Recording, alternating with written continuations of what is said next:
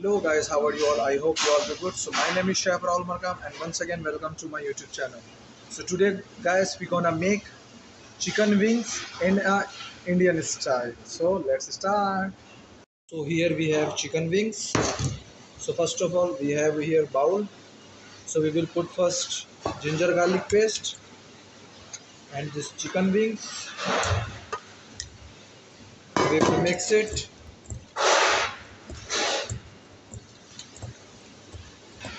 Now we will put chili powder, turmeric powder, salt,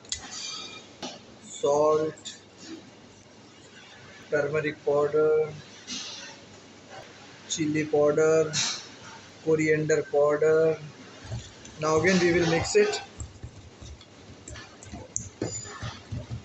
Now we will put two egg.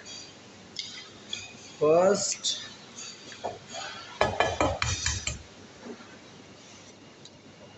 second, and again we will mix it, and we will keep it for a couple of hours. Then after that we will fry it.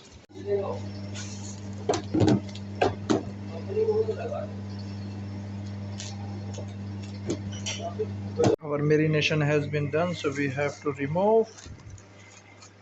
So you can see the color. So we will fry now in a deep fryer.